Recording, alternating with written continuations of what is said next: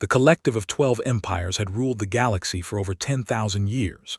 They had conquered hundreds of species, absorbed countless worlds, and spread their dominion across the spiral arms like a dark stain on the stars. They believed themselves to be the masters of all creation, the rightful rulers of every world that spun around every sun. When their long-range scouts first detected the small blue planet at the edge of the Orion Arm, they saw nothing special. Just another primitive world with primitive creatures who had barely learned to split the atom. High Commander Vortax reviewed the scout reports in his command chamber aboard the flagship Eternal Dominion.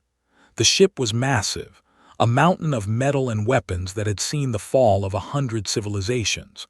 Around him, holographic displays showed the small planet called Earth by its inhabitants. The images showed their cities, their vehicles, their crude weapons. "They have nuclear weapons," his tactical officer noted. "Primitive, but they could cause damage to our landing forces."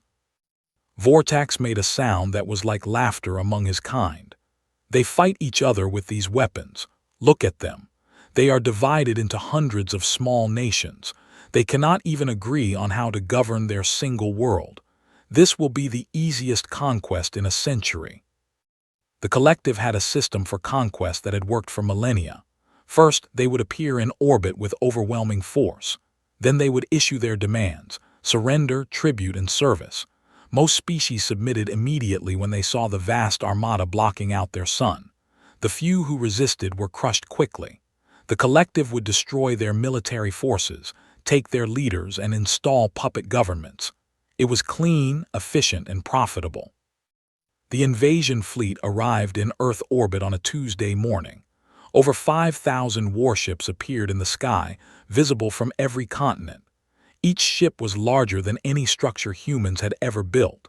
The smallest was the size of a city. The largest, the Eternal Dominion itself, was nearly the size of a small moon. Panic spread across Earth. Stock markets crashed. Governments went into emergency sessions. Religious leaders declared the end times. Millions of people took to the streets in fear and confusion. The world's military forces went on high alert, but their generals knew the truth. Against such a force, they had nothing. Vortax broadcast his message to the entire planet. His image appeared on every screen, every phone, every device that could receive a signal. He spoke in his own language, but the translation software made his words clear to every human. "People of Earth, I am High Commander Vortax of the collective of 12 empires. Your world now belongs to us. You will surrender all weapons. You will provide workers for our mines and factories. You will give us your resources. In return, we will allow you to live. You have one planetary rotation to submit. If you do not, we will begin the cleansing." The message ended. Silence fell across the world as humanity absorbed what they had heard. Then, slowly, something unexpected began to happen. In Washington, the president called an emergency meeting of all world leaders. The usual arguments and tensions were set aside. When survival is at stake, old enemies can become new allies very quickly.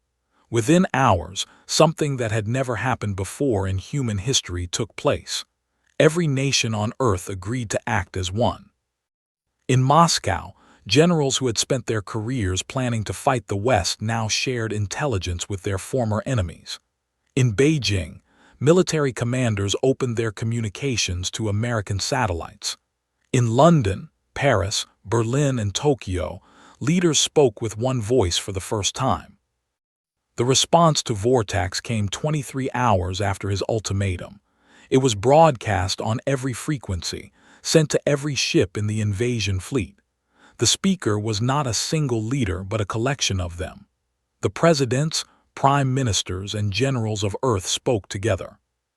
"To the invaders who call themselves the collective, we have received your demands, we have considered them carefully, and our answer is this: no."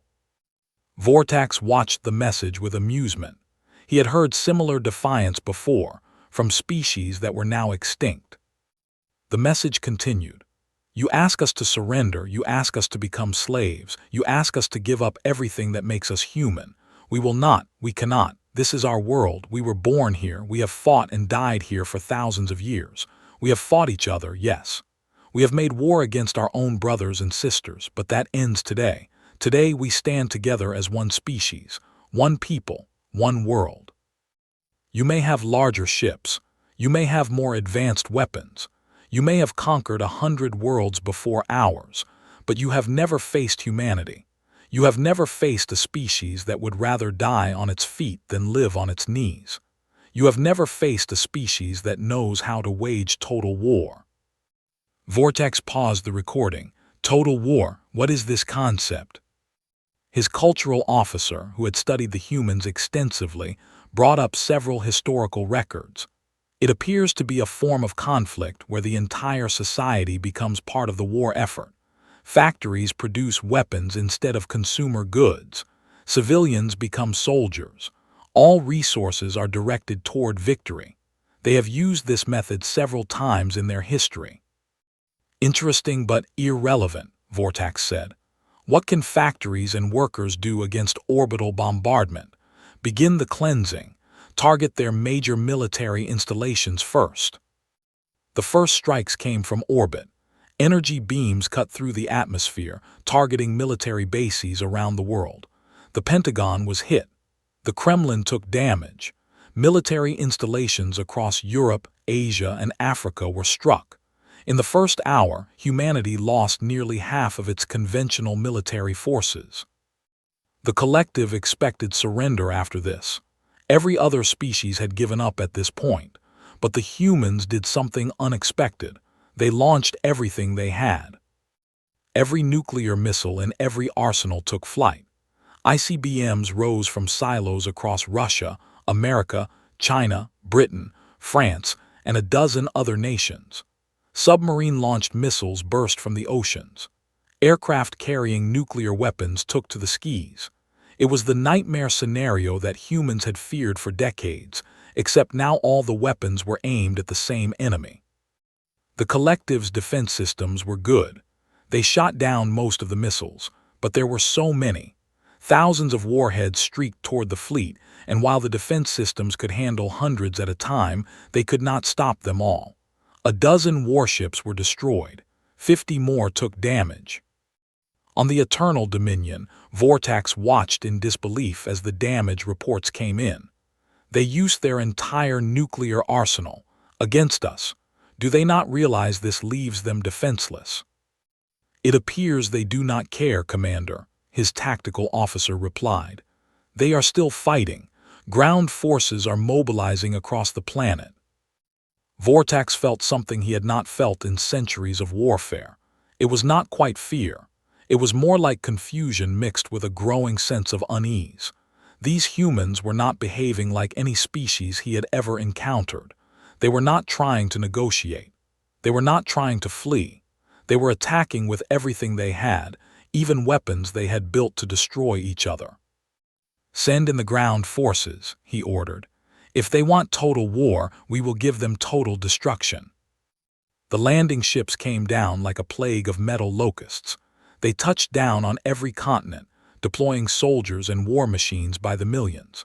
The collective's ground forces were terrifying to behold. Each soldier stood over 2 meters tall, encased in powered armor that made them nearly invincible to conventional weapons. Their tanks floated on anti-gravity fields and carried weapons that could level a city block with a single shot. Their aircraft dominated the skies with energy shields and laser batteries that made human fighters look like toys. In the first week of ground combat, the collective captured every major city on Earth. New York fell in 3 days. Moscow held for 4. Beijing lasted 5. Paris, London, Berlin, Tokyo, Sydney, Cairo, Sao Paulo, all of them fell like dominoes before the unstoppable alien advance. Vortex reviewed the reports with satisfaction. The campaign was progressing as expected. The human military forces had been broken. Their governments had fled or been captured. Organized resistance was collapsing everywhere. Begin the processing, he ordered. Sort the population into categories: workers, breeders, specimens for study, execute any who resist. But something strange was happening. Despite their victory, collective casualties were mounting at an alarming rate, not in large battles but in small encounters. A patrol would disappear in the ruins of a city. A supply convoy would be ambushed on a highway. Soldiers would be shot by snipers from buildings that had been cleared 3 times already. Sergeant Crix led his squad through the rubble of what had once been a human city called Detroit. His orders were to round up any survivors and deliver them to the processing center. It should have been simple work. The humans were primitive, weak, and defeated. He never saw the woman who shot him. She was hiding in a pile of debris with a hunting rifle that had been in her family for generations. The bullet found a gap in his armor, right at the joint of his neck. He was dead before he hit the ground. His squad returned fire, reducing the debris pile to dust. But when they searched the area, they found nothing but a blood trail leading into the sewers. This was happening everywhere. The humans had not surrendered. They had simply changed their tactics. They had gone underground, literally and figuratively. They fought from sewers and subway tunnels. They ambushed from rooftops and windows. They used homemade explosives and stolen weapons. They attacked supply lines and communication centers. They made every street corner a potential death trap. In the countryside, it was even worse. Farmers who had never held a weapon before learned to make bombs from fertilizer. Teachers became snipers. Doctors treated wounded fighters and then went back to fighting themselves. Entire communities organized into resistance cells that operated independently, so capturing one group taught you nothing about the others. General Marcus Stone had been the commander of what was left of the United States Army. Now, he was just one of thousands of resistance leaders scattered across the world. He operated from a bunker deep in the Appalachian Mountains, coordinating attacks with whatever communication methods still worked. They expected us to give up, he told his officers during a planning session. They expected us to be like everyone else they conquered. They do not understand what they have awakened. He pointed to a map covered in markings. We cannot beat them in a straight fight. We all know that, but we do not need to. We need to make this occupation so expensive, so painful, so costly that they decide we are not worth the trouble. How long can we keep this up? One of his officers asked. As long as we have to. Years, decades, generations if necessary. This is our home, we have nowhere else to go, and that is our greatest advantage. They are here for profit. We are fighting for our existence. The resistance attacks grew more sophisticated over time. Engineers who had built bridges now built bombs. Chemists who had made medicines now made poisons. Computer experts who had designed games now hacked into collective communication systems. Every skill that humanity had developed over its history was turned toward one purpose: killing the invaders. One of the most effective tactics was what the fighters called the welcoming committee. They would let a collective patrol enter a building or street, acting as if they were submissive and broken. Then, once the patrol was deep inside, explosives would detonate from every direction. The survivors would be picked off by snipers. Sometimes not a single alien would escape. Vortak studied the casualty reports with growing frustration. In 6 months of occupation, he had lost more soldiers than in the previous decade of conquests combined. And they were not losing them in glorious battles that would make good stories. They were losing them to bombs hidden in children's toys, to poisoned food, to ambushes in the dark, to enemies who attacked and disappeared like ghosts. This is not warfare, he complained to his advisors. This is madness. They are sacrificing themselves by the thousands for no strategic purpose. With respect, Commander, his cultural officer said, I believe you are missing the point. They are not trying to win battles. They are trying to make us bleed, and they are succeeding. Then we will bleed them back. Increase the reprisals. For every soldier we lose, kill 100 humans. The reprisals were brutal. Whole towns were destroyed in retaliation for attacks. Processing centers were filled with prisoners who were worked to death or executed publicly. The collective believed that terror would break the human spirit. They were wrong. Every atrocity only made the resistance stronger. Every execution created martyrs. Every destroyed town created new fighters who had nothing left to lose. The humans had a saying that the collective learned too late: cut off a head, and two more shall take its place. In the mountains of Afghanistan, where humans had been fighting invaders for thousands of years, resistance fighters ambushed a major supply convoy. They killed over 200 collective soldiers and captured enough weapons to equip an entire army. In the jungles of Vietnam, resistance cells used the same tunnels their grandparents had dug to fight earlier invaders. They would appear, strike, and vanish into the earth before the collective could respond. In the forests of Finland, snipers operated in the bitter cold, picking off collective patrols one by one. The aliens found the frozen bodies of their soldiers posed as warnings for others. In the deserts of Africa, nomadic tribes who had lived off the land for generations now used that knowledge to raid and vanish into the endless sand. And in the cities, where the collective tried to establish control, humans fought from every shadow. A soldier could not buy food without wondering if it was poisoned, could not sleep without wondering if a bomb was hidden under his bed, could not walk down a street without wondering if a sniper was watching. The psychological toll was immense. Collective soldiers began to break down. Some refused to patrol. Others shot at shadows. A few even defected to the human side, preferring to fight alongside their former enemies rather than continue this nightmare war. Vortax called a council of war with his senior commanders. The mood was grim. A year into the occupation, they controlled less territory than they had after the first month. They had lost over 100,000 soldiers, and the rate was only increasing. "We must request reinforcements from the collective council," one commander said. "We need more troops to secure this planet." "And tell them what?" another snapped. "That we cannot defeat a species that fights with sticks and stones compared to our weapons. We will be the laughingstock of the Empire."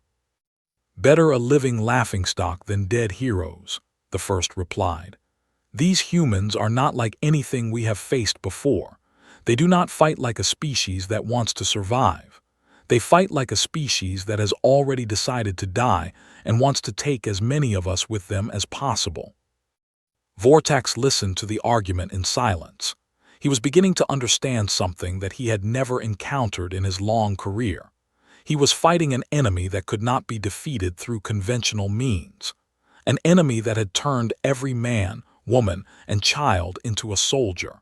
An enemy that viewed death as acceptable if it meant one more invader would die. This was total war, and for the first time the collective was on the receiving end. The reinforcements arrived 18 months into the occupation. Another 1,000 warships and 2 million fresh soldiers joined the campaign. The collective council had been reluctant to commit such resources to a single world, but the losses had become impossible to ignore.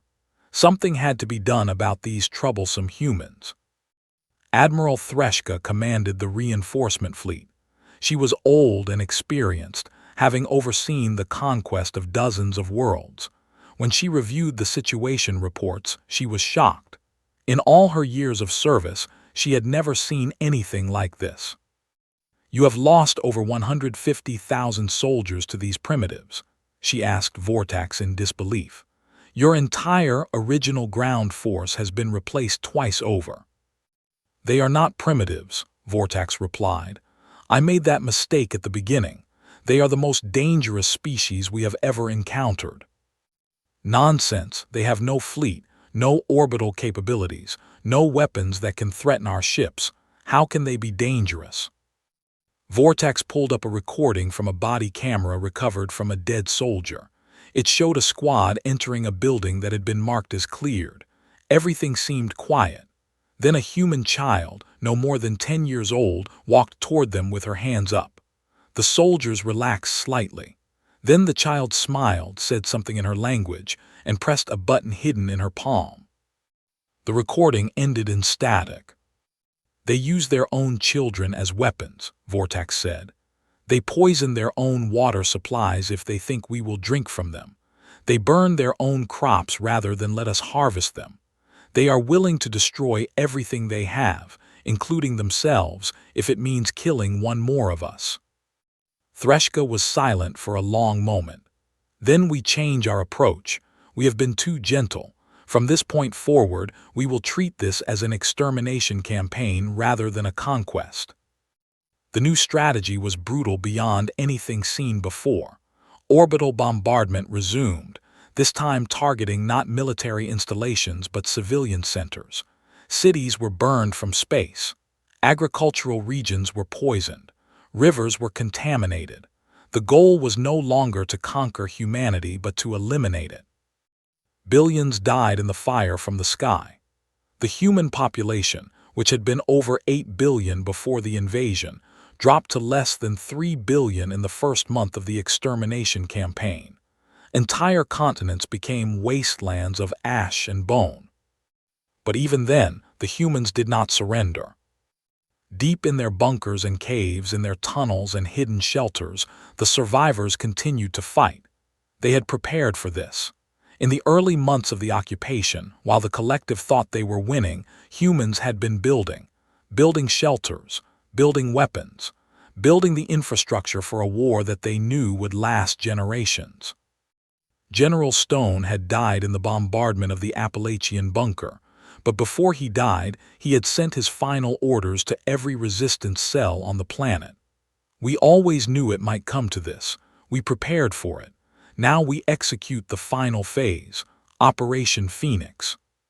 Phoenix was humanity's last gamble. While the visible resistance had been fighting and dying above ground, secret teams had been working on a different project entirely. They had been capturing collective technology, studying it, reverse engineering it, and building something new. It had taken 18 months and cost countless lives, but humanity had done the impossible. They had built starships. They were crude by collective standards, small, ugly things cobbled together from stolen parts and human engineering. Their weapons were primitive, their shields were weak, their engines were slow, but they could fly, and they could fight. The first human fleet launched from hidden facilities around the world. 300 ships rose from the ashes of Earth, crewed by pilots who knew they were unlikely to return. Their mission was simple: attack the invasion fleet and cause as much damage as possible. Threshka was in her command center when the alarm sounded. Human ships detected rising from the planet's surface, counting 300 vessels. She almost laughed. 300 against 6,000, they must be truly desperate. But as she watched the human ships approach, something troubled her. They were not trying to engage the fleet directly. They were spreading out, targeting specific ships, and then she noticed something else. The human ships were not slowing down. "They are on collision courses," her tactical officer reported, voice suddenly urgent. "They are not trying to fight us, they are trying to ram us." The human ships hit the collective fleet like guided missiles. Each one chose a target and accelerated to maximum speed, using their last moments to aim for critical systems. Engines, weapon mounts, command bridges. The pilots knew they would die. They did not care. In the first wave, 200 human ships destroyed over 400 collective vessels. The exchange rate was absurd by normal military standards, but that was the point. The humans were not trying to win a traditional battle. They were trying to prove something. Threshka watched in horror as her fleet took more damage in 10 minutes than it had in the previous year of conquest. And then the second wave came. Another 200 ships, launched from hidden facilities that the bombardment had missed. Then a third wave. Then a fourth. The humans had built over 1,000 ships. They had hidden them in caves, in tunnels, in underwater facilities, in anywhere they could find. and they had crewed them with volunteers who knew they were flying to their deaths. By the time the attack ended, the collective fleet had lost nearly 2,000 ships, a third of their force, destroyed by an enemy that should have been eliminated months ago. The survivors of the human fleet, those few who had not rammed their ships into enemy vessels, regrouped in orbit around the moon. There were only 50 of them left, 50 ships from a fleet of over 1,000. Commander Sarah Chen led what remained. She was young, barely 30, and had been a test pilot before the invasion. Now she was the highest-ranking human in space. Her ship was damaged, leaking atmosphere and down to 20% power. Around her, her surviving pilots were in similar condition. "All ships report status," she ordered. The reports came in. 47 ships still operational, 23 critically damaged, 15 with working weapons, 3 with functional engines, none with full crews. "We hurt them," she said. "We hurt them bad, but it is not over yet. Phase 2 of Phoenix begins now." Phase 2 was even more audacious than Phase 1. While the suicide attacks had occupied the fleet, a small team of human infiltrators had boarded the Eternal Dominion itself. They had used captured collective shuttles, stolen uniforms, and suicide implants that would kill them if they were captured. Their mission was to do something that no species had ever attempted: assassinate a high commander of the collective on his own flagship. The team was led by Major James Wilson, former Special Forces. He and his 12 soldiers had trained for months for this mission. They had studied every piece of intelligence about the Eternal Dominion. They had learned the collective language. They had practiced collective movement patterns until they could pass for aliens in dim light. They moved through the ship like ghosts, avoiding patrols and security systems. When they could not avoid them, they killed quickly and silently. Bodies were hidden in maintenance shafts. Security cameras were disabled. Alarms were neutralized before they could sound. After 4 hours of infiltration, they reached the command deck. Vortex was there, arguing with Threshka about how to respond to the human attack. He did not see the human soldier who emerged from a ventilation shaft behind him. Major Wilson fired twice. The first shot took Vortex in the back. The second took Threshka in the head. Both were dead before they hit the ground. The command deck erupted in chaos. Alarms blared. Guards rushed in from every direction. Wilson's team was surrounded, outnumbered, and outgunned. Wilson smiled. He triggered the bomb strapped to his chest. The explosion was massive, far larger than anything human technology should have been able to produce. Wilson had not just been carrying a bomb. He had been carrying a nuclear weapon, miniaturized beyond anything the collective thought possible, powered by stolen alien technology. The Eternal Dominion, flagship of the invasion fleet, symbol of collective power, broke apart in a ball of nuclear fire. Thousands of alien soldiers died in an instant. The command structure of the entire invasion force was destroyed in a single moment. From her damaged ship, Commander Chen watched the explosion. She whispered a prayer for Major Wilson and his team, the bravest soldiers humanity had ever produced. Then she opened a channel to the remaining collective fleet. "This is Commander Sarah Chen of the Earth Defense Force. Your commanders are dead. Your flagship is destroyed. 2,000 of your ships are gone, and we are still here. We will always be here. This is our home, and we will never stop fighting for it.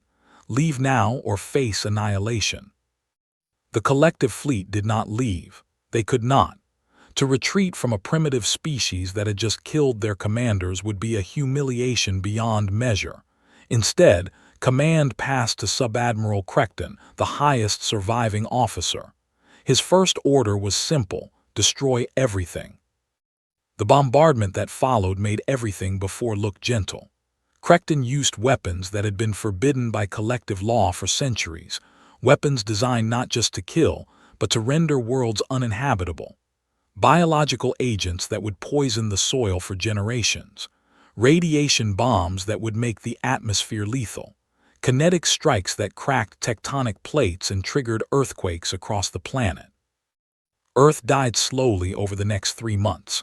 The oceans boiled in some places and froze in others. The atmosphere filled with ash and toxic particles.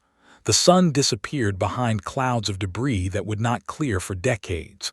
The human population, already devastated, dropped below 500 million, then below 200 million, then below 100 million. And still the humans fought. They fought from underground cities built in the first months of the occupation. They fought from bunkers designed to survive nuclear war. They fought from submarines that cruised through poisoned oceans. They fought from space stations cobbled together from wreckage. They fought because they had forgotten how to do anything else. Commander Chen's fleet had grown rather than shrunk. As the ground forces died, more and more humans fled to space. They captured enemy ships. They built new ones from salvage. They trained new pilots in simulators running on stolen computers. By the end of the 3rd year, the human fleet numbered over 500 vessels. They were still outnumbered, still outgunned, but they had learned to fight in ways the collective had never seen.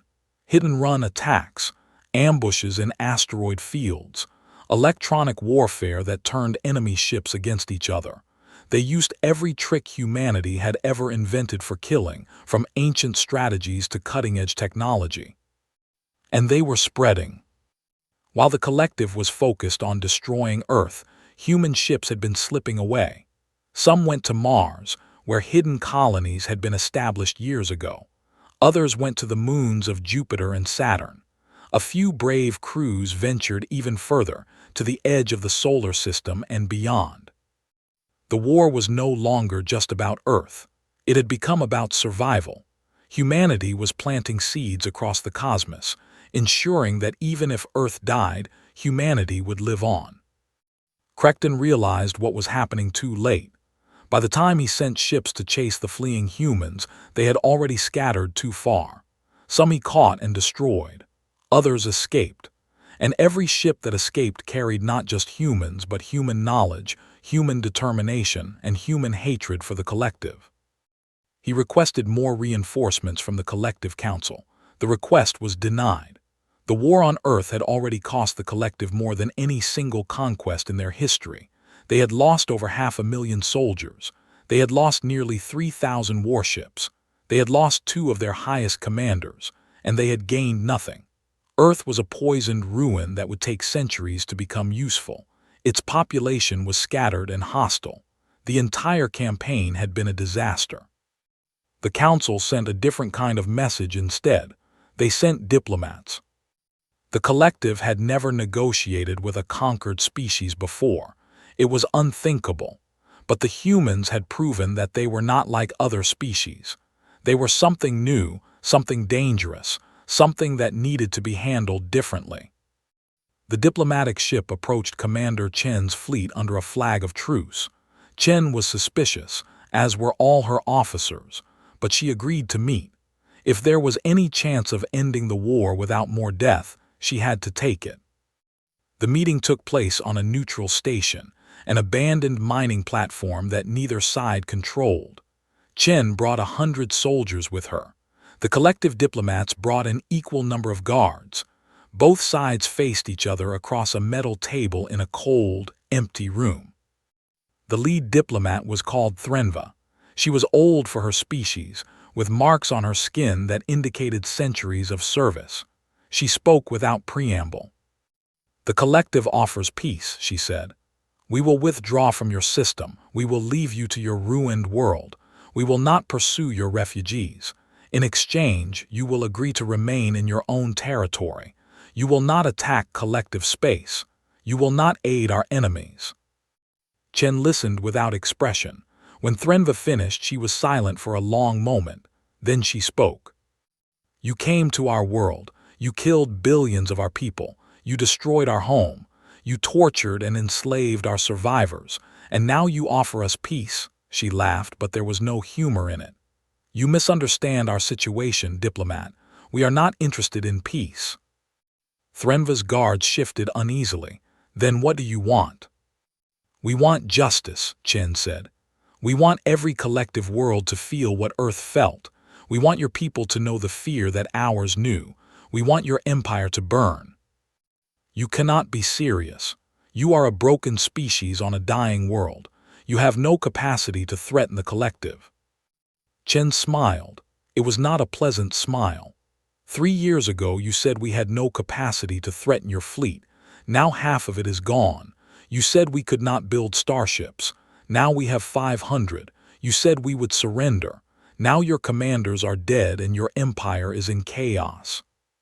She leaned forward across the table. "You still do not understand us, diplomat. We do not fight because we think we can win. We fight because we cannot do anything else. You have taught us that submission means death. You have taught us that mercy is weakness. You have taught us that the only way to survive is to be more ruthless than our enemies, and we are fast learners. Here is our counteroffer. Leave our system. Return all human prisoners. Provide us with star charts, technology, and resources. Do this, and we will give you 10 years to prepare for what is coming. Refuse, and we will come for you now with everything we have." Threnva was silent for a long moment. "You would start an interstellar war against the entire collective. That is madness." "Probably," Chen agreed, "but you started it and we are going to finish it." The negotiations continued for 3 weeks. In the end, the collective agreed to most of humanity's demands. They withdrew from the solar system. They returned over 2 million human prisoners. They provided technology and star charts. They did everything humans asked. They did not do it out of generosity. They did it out of fear.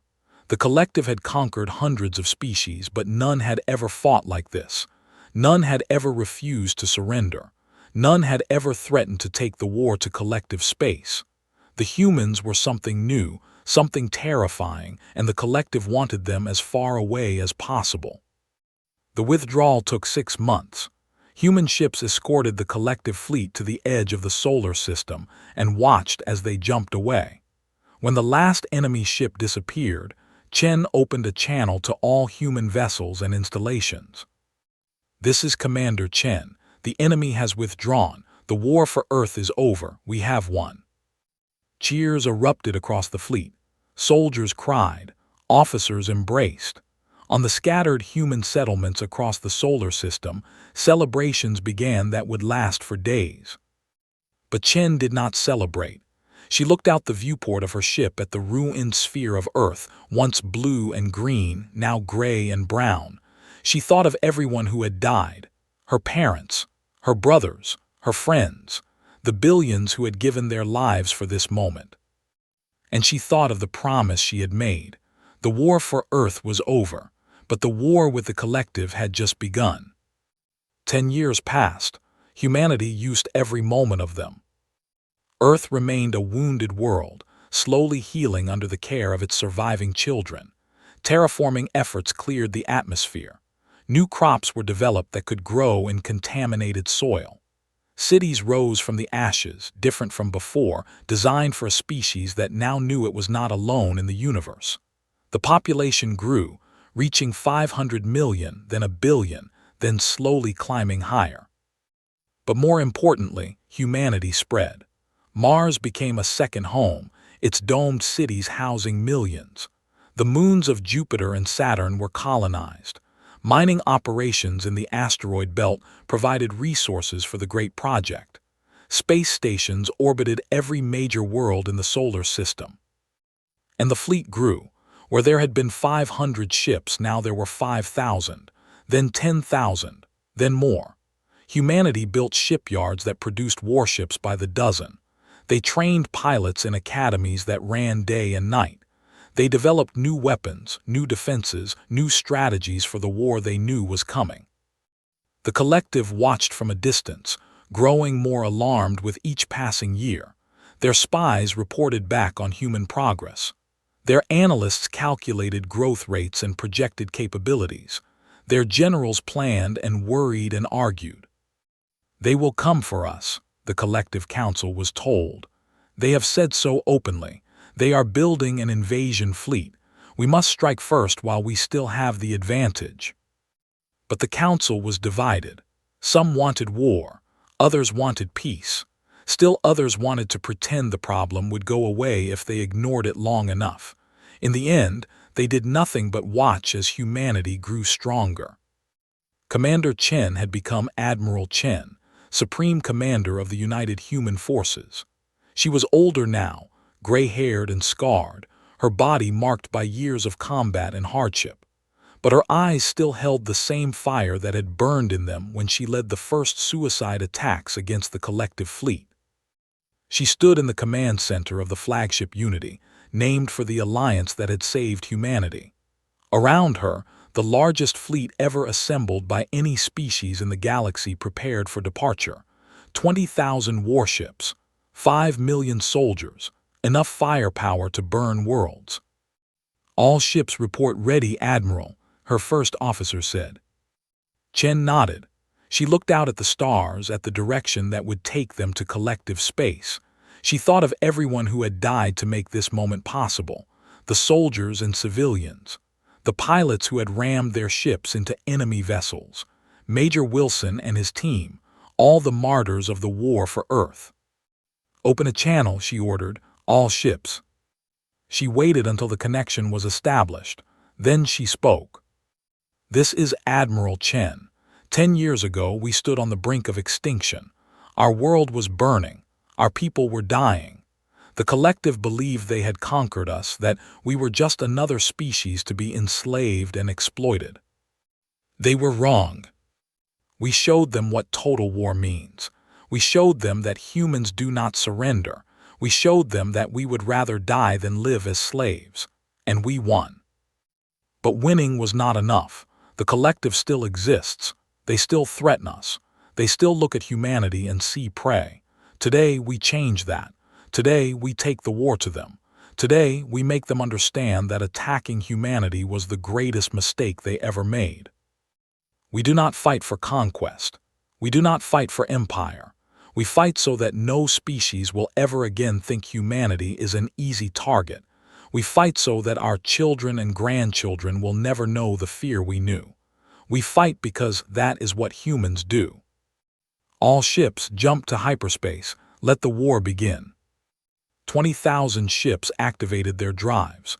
Reality bent and twisted around them. And then they were gone, racing toward collective space at speeds that would have seemed impossible a decade ago. The first collective world they reached was a military outpost on the border. It fell in 3 hours. The garrison never had a chance. Human ships surrounded it, overwhelmed its defenses, and captured it intact. The collective soldiers were given a choice: surrender and be treated well, or fight and die. Most chose surrender. This was the new human strategy. They did not want to exterminate the collective. They did not want to become the monsters they fought. They wanted to defeat them so completely that they would never be a threat again. They wanted to free the species the collective had enslaved. They wanted to build something better than what had come before. World after world fell to the human advance. The collective sent fleets to stop them, but the humans had learned from their enemies. They used the same tactics that had won the war for Earth. They attacked in waves.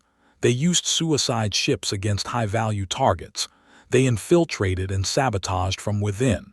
They never gave up, never retreated, never surrendered. And they had allies now. The species the collective had conquered saw what was happening.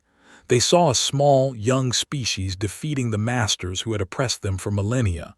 They saw hope, and many of them rose up. Rebellions spread across collective space. Slave populations revolted. Subject species refused to fight for their masters. The empire that had seemed eternal began to crack. The war lasted 20 years. It was brutal and costly. Millions died on both sides. Worlds were destroyed. Civilizations were shattered. But in the end, humanity won. The final battle took place over the collective homeworld, a planet called the Center by its inhabitants.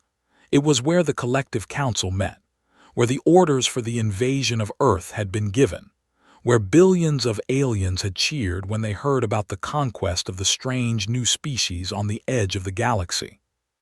Admiral Chen, old now but still strong, commanded the assault. Her fleet surrounded the planet. Her weapons were locked on target. She could have burned the center the way the collective had burned Earth. She could have taken revenge for every human death. She did not. "Open a channel to the Collective Council," she ordered. The council appeared on her screen. They were afraid she could see, terrified. They expected death. They expected humanity to do to them what they had done to so many others. "Members of the Collective Council," Chen said, "your empire is over, your fleet is destroyed. Your allies have abandoned you, you have lost." She paused, letting them absorb the words. 20 years ago you could have had peace. We offered it to you. You refused, you chose war. You chose to try to exterminate us. You failed. Now you expect us to do the same to you. You expect revenge, extermination, fire from the sky. But that is not who we are. That is not who we choose to be. We are better than you. We will prove it. The collective is dissolved. Your slave species are free. Your empire is broken into independent worlds. Your military is disbanded, but your people will live. Your culture will survive. Your children will grow up in a galaxy where conquest is not the only way. This is humanity's gift to the galaxy. Not domination, but liberation. Not revenge, but justice. Not an empire, but a community of free species, working together for the benefit of all. Remember this day. Remember what humanity could have done and what we chose to do instead. And never ever make the mistake of attacking us again. The transmission ended. The council surrendered. The war was over. In the decades that followed, the galaxy changed. The galactic community rose from the ashes of the collective, a democratic organization where every species had a voice. Trade flourished. Cultures mixed. Old enemies became new friends. The peace that humans had won with blood was maintained with diplomacy and cooperation. Earth healed. After a century, the oceans were clean again, the atmosphere was breathable, and the soil was fertile. New cities rose where the old ones had fallen. Monuments were built to those who had died.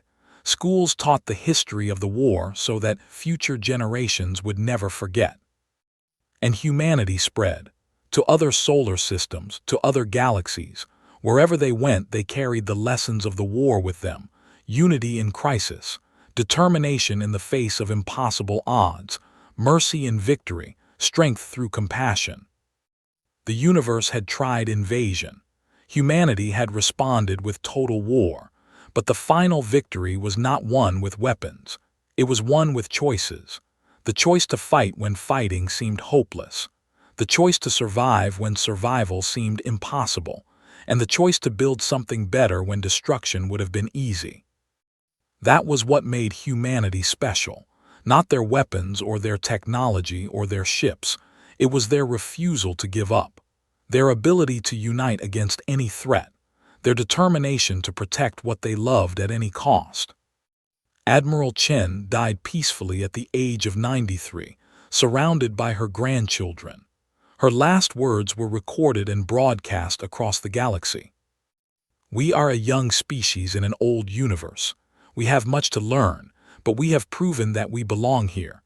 We have earned our place among the stars, and we will never, ever let anyone take it from us." She smiled at the stars one last time. Then she closed her eyes. The war was over. Humanity had won, not just the war, but something more. They had won the right to be who they chose to be. They had won a future, and that was worth any price. The universe had tried invasion, and humanity had responded.